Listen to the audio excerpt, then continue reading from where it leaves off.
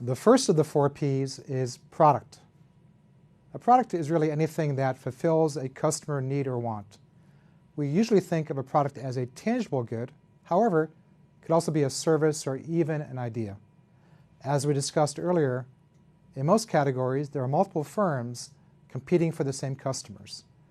So in order to be successful, a product must have a distinctive selling proposition. In marketing, we typically refer to this as a product's positioning. This positioning can be either functional, based on actual product differences, or symbolic, based on how a product is perceived. For example, Coke, classic Coke, fulfills our need for thirst, as well as our desire for belonging, and is positioned as being an original and iconic cola. For example, we all know that Coke is it. The product portion of the marketing mix has a number of key concepts, including product quality, managing a firm's product line, and product service support. In this module, we'll focus on 2 fundamental concepts: product development and brand management. Innovation is viewed as a critical element in the success of most products. Firms that are more innovative typically enjoy greater market success. Good examples of this are firms such as Apple, Google, and Netflix, which create new products and new business models. Marketers typically refer to these types of firms as engaging in radical innovation, which disrupts traditional practices. Since these types of radical innovations are quite rare, most firms engage in what is known as incremental innovation, which focuses more on improving existing products rather than creating entirely new ones. For example, throughout its history, Coke has been very successful in introducing a number of extensions to its cola line by launching products such as Diet Coke, or Coke Light in some places, Coke Zero, there we go, and Cherry Coke. This type of line extension strategy can be quite successful by helping a firm target different offerings to different segments. For example, Diet Coke is targeted towards women, while Coke Zero is targeted towards men. To develop these new products, most firms employ a cross-functional team comprised of managers from across different parts of its business, including marketing, sales, operations, and R&D. These team members typically follow a carefully scripted product development process, such as the stage-gate method, in which development of a product systematically moves from conceptualization to launch through various stages. At each stage, data is collected, progress is monitored, and approval from higher authority is sought. This process is usually quite secretive in nature, and those outside the firm usually have very little involvement. For example, during the stage-gate process, customer insights are solicited at only 2 points: the beginning and the end. Moreover, because this process is meant to be confidential in nature, only a small amount of customers are asked to provide input.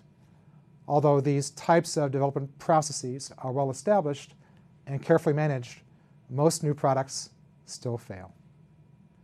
A brand is a name, symbol, or design that differentiates a firm's product from its competitors. This differentiation can represent both tangible differences, such as better taste, or intangible differences, such as the way a product may make you feel.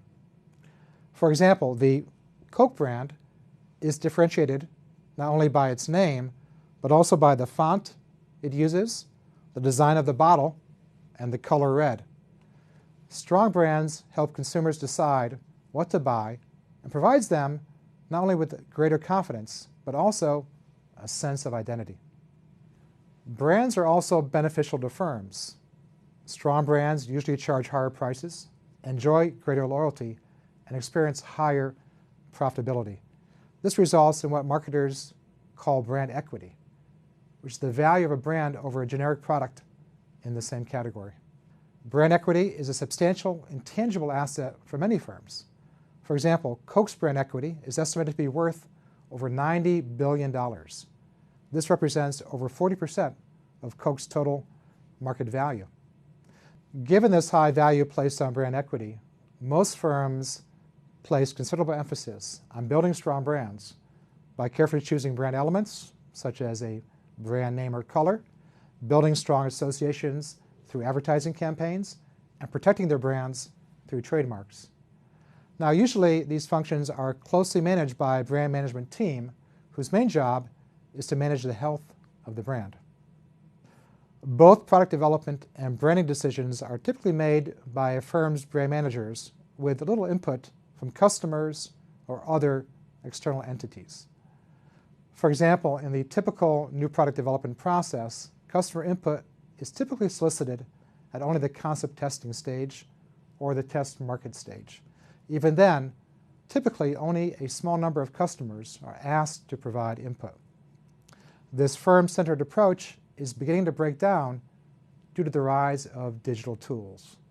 For example, the Chicago-based t-shirt manufacturer, Threadless, has no design staff. All of its t-shirts are designed and selected by its customers using a web-based platform in which designs are submitted, viewed, and voted upon. Thus, in this new digital marketing environment, we are moving from firm-created products and brands to co-created products and brands. In this module, we'll discuss how this co-creation process is changing how firms create products and manage brands. I think you will find this discussion to be eye-opening, and it may likely challenge the way you think about this aspect of the marketing mix.